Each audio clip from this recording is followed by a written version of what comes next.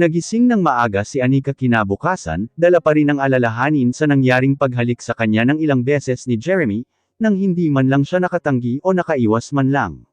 Ngayon ay hindi niya alam kung paano niya ito haharapin, na tila walang nangyari. Ginagawang laro na lang ba talaga ang pakikipagrelasyon ngayon? Si Jude at Benedict ay hindi naman nagparamdam ng ganoon sa kanya. Nakakatawang kung sino pa ang hindi seryoso sa kanya ay doon pa yata mahuhulog ang loob niya. Tinawagan niya ang ina-inahan, at kinumusta habang nag-aalmusal. Nakita rin niyang ilang beses tumawag si Benedict sa personal phone niya kagabi, na hindi niya nasagot dahil naka-silent iyon. Tinawagan niya ito ngayon, at kinumusta. It's been months, gusto kitang makita Carlan, bungad nito sa kanya. Sandali siyang nagdalawang isip, kung dapat niyang sabihin kung nasaan siya. She decided not to. Matagal na itong nangungulit sa kanya sa panliligaw nito, at hindi niya gustong dagdagan pa ang iisipin. Saka na Benedict, kapag naayos ko na ang lahat, sagot niya. Kumusta si Arlene? She's fine. Siya ang acting general manager ngayon sa Desogon Agri Corporation, dahil wala ka dito. Wala na akong balak bumalik dyan, Benedict. Ang kinan na nilang lahat yan, gusto ko lang ng tahimik ang buhay. Kung ganun ba't ayaw mo na lang sumama sa akin sa Palawan? Muling tanong nito. I'm sorry Benedict, ayaw ko munang pumasok sa iba pang komplikadong sitwasyon. I hope you understand, wika niya rito. Sandaling natahimik ito sa kabilang linya. Lagi kang mag-iingat. I have to go dahil may pasok pa ako. So, you're working. Pag-aanalisa nito, napilitan siyang magsabi ng totoo. Yes. Okay. Sa tingin ko'y maayos naman ang kalagayan mo ngayon, wika nito sa kabilang linya. Kung may lungkot sa tinig nito ay hindi niya matiyak. Makikipagkita din ako sa iyo kapag maayos na ang lahat, pangako niya dito, bago niya ibinaba ang telepono. Bago mag-alas 8 ay nasa opisina na siya, at nakitang may iced coffee sa table niya. More or less ay alam niya na kung kanino yun galing. Iniwasan niyang ngumiti, dahil nakita niya sa gilid ng mata, na bahagyang nakabukas ang pinto ng opisina nito. Kailangang hindi siya kiligin sa mga ipinapakita nitong gestures, kung ayaw niyang tuluyan siyang bumigay, at manalo ito sa panunukso sa kanya. To my office Anika, wika nito makalipas ang ilang sandali, saka isinara na ang pinto ng opisina nito. Agad siyang sumunod sa binata, at napansing mainit ang ulo nito. Hindi dumating ang aircraft spare parts last week. 2 eroplano ang halos 1 buwan nang nakatenga, wika nito. Ang supplier nito ay ang kumpanya nila Oliver. Kakausapin ko si Oliver, wika niya habang nakatayo lang sa likod ng receiving chair. Nakausap ko na ngayon. Nakahold sa customs ang kargamento nila, dahil sa problema. Minasahe nito ang batok, na tila napakalaki ng problema nito. Kung sa bagay ay malaki ang nawawala sa kumpanya, kapag nababawasan ang biyahe, dahil nakafixed ang mga sahod ng piloto, stewardess at iba pang crew. May hindi ba nasosolas yunan ngayon ang CEO ng Villarreal Airlines? Magaling kang lumutas ng ganyang suliranin Jeremy, pagbibigay kumpiyansa niya dito. Samandal naman ito sa leather seat, at tumitig sa kanya. Alam mo bang struggle sa akin yang sinabi mo? Tanong nito, sa tingin niyo'y magaling ako sa lahat ng bagay, kaya lalo akong takot magkamali.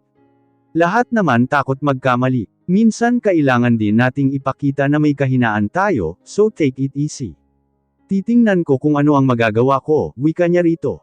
Noong sekretarya pa siya ng ama, ay may mga ipinakilala ito sa kanya, na mga sangay ng gobyernong kailangan niyang lapitan kapag kinakailangan. Lumabas siya sa opisina, at agad tinawagan ang kakilala sa Bureau of Customs. Hindi siya nagpakilala bilang anak ni Augusto, pero sinabi niyang ito ang nag-refer sa kanya. Nalaman niyang maayos naman ang papeles nito, at nakalabas na kahapon. Isa lang ang ibig sabihin nun, iniipit ni Oliver si Jeremy sa mga spare parts na kailangan ng airlines. Hinalungkat niya ang files ng kumpanya nito, at nakitang mahigit 10 taon na ang partnership nito sa Villarreal Air. Naghanap siya ng ibang supplier na maaari niyang makuhanan ng kaparehong produkto, at may nakausap siyang kayang magpadala niyon sa kanila in 3 days. Mas mahal lang ng kaunti ang cost sa shipping, pero mas mabuti na kaysa ginigipit nila Oliver ang kumpanya ni Jeremy, para sa kung anong kadahilanan. Mabilis siyang minas sa mga taong mahilig manggulang, at manggipit ng ibang tao. Mabilis niyang tinawagan si Oliver, para kumpirmahin kung totoong wala pa ang kargamento. "We'll see what we can do," wika nito sa kabilang linya. "Can we talk about this over dinner?" Halos nahulaan niya nang may kinalaman ito sa pagtanggi ni Jeremy, na sumama siya rito sa labas noong nakaraang linggo. "I can't, Mr. Valdemar," mabilis niyang sagot. "Maaari ba naming malaman kung kaya niyong i-provide ang PO namin na halos 2 buwan na? Naka-hold sa customs ang container, dahil may problema sa papeles," wika nito na siyang ginamit nitong dahilan kay Jeremy. "Oh come on Oliver," nilambingan niya ang boses sa pagbanggit ng pangalan nito. "Sa tagal niyo na sa negosyo, napakarami niyo ng padrino sa customs. Mahigpit sila ngayon, but I will see what I can do." "Ayokong mapahiya sa iyo," anika na pangiti siya ng lihim sa sinabi nito. Kung hindi niya alam ang totoo, baka mapaniwala siya nito. "Baka kaya mo namang gawa ng paraan, na may padala ngayon ang kailangan ng airlines Oliver. Kapag inutusan akong maghanap ng ibang supplier, ay wala akong magagawa," wika pa rin niya ng may lambing sa boses. "Pipilitin kong mailabas sa customs, ngayong araw ang kargamento anika. Ikaw pa ba ang matatanggihan ko?" Matapos niyang magpasalamat, ay pinakiusapan niya itong tawagan siya kaagad, kung may balita sa release nito sa customs. Halos 10 minuto lang, ay muli na itong tumawag, at sinabing may deliver nila ang spare parts sa araw ding iyon. "Tapos na ang problema mo Jeremy," balita niya dito nang makumpirmang darating ngayong araw ang kailangan nilang spare parts.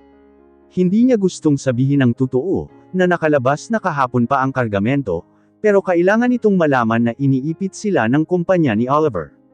"Nangyari na ba ito dati, na matagal kayong naghintay sa shipment nila?" "No, this is the first time.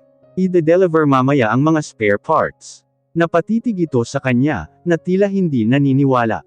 Pagkatapos ay naningkit ang mga mata nito. "May kapalit bang dinner ang pag-rush ng delivery na to? Hindi ka lalabas kasama ang lalaking iyon anika," matigas nitong wika. Naaliw naman siya sa nakikitang inis dito. "Isang dinner lang naman yun Jeremy, pagbigyan mo na," kunyari ay wika niya. "You don't kiss a man and accept dinner date from another," seryosong wika nito. "I'll rephrase that, I didn't kiss you. You kissed me," pagtatama niya. "Okay," nagkibit ito ng balikat. "But you responded to my kisses." Gusto niyang pamulahan ng mukha, pero pilit itinago ang pagkapahiya. She will let herself play the game he plays. Mukhang masaya namang subukan. "Magaling kang humulik, no doubt about it. Lahat naman ay madadala. Bumalik ka pa ba sa club kagabi?"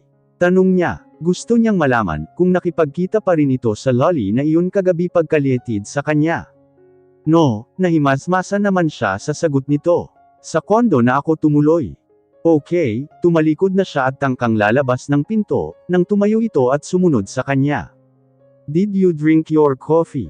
Tanong nito at tumayo sa harap niya, na halos wala ng espasyong iniwan. Naaamoy niya ang pabangong suot nito, at ang titig nito'y tumatagos sa pagkatao niya. "Yes," nauutol niyang sagot. "You haven't thanked me yet." Nang ibinuko niya ang bibig para magpasalamat, ay lamapat na ang labi nito sa kanya, at inikot kaagad ang kaliwang braso sa bewang niya, na halos mawalan siya ng panimbang. Mabilis na lumalim ang halik nito, na agad niyang tinugon. Nailapat pa niya ang mga kamay sa dibdib nito, nang hawakan nito ang batok niya at minasahe. Isang ring sa intercom ang nagpagising sa diwa niya, at agad itong itinulak. Nang lumakad si Jeremy para sagutin ang intercom, ay lumabas na siya ng silid nito. Nang hihina ang mga tuhod niya, na napaupo sa swivel chair, habang nasa isip pa rin ang mga nangyari. Nahagip ng mata ang paper cup ng iced coffee kanina, na siyang dahilan para halikan siya ng binata. Kinuha niya ang baso, at pag-alit na itinapon sa malapit na basurahan. Kung ang iba'y sa alak na dadala ng damdamin, siya isang kapeng malamig lang. "Bakit pinagbubuntunan mo ng galit yung baso?" Nakangising wika ni Jeremy na nakasunod lang pala halos sa kanya. Muli na naman siyang napahiya sa inasal. "May kailangan ka." Seryoso niyang wika nang hindi ito nililingon. "May meeting tayo in 5 minutes. Gusto niyang tanggihan ang pagsama dito sa conference room, pero sa mga pagkakataong ganoon, ay propesyonal naman itong kumilos. Okay, maiksi niyang sagot habang nagkunyaring abala sa ginagawa. Umalis naman agad si Jeremy sa pwesto niya.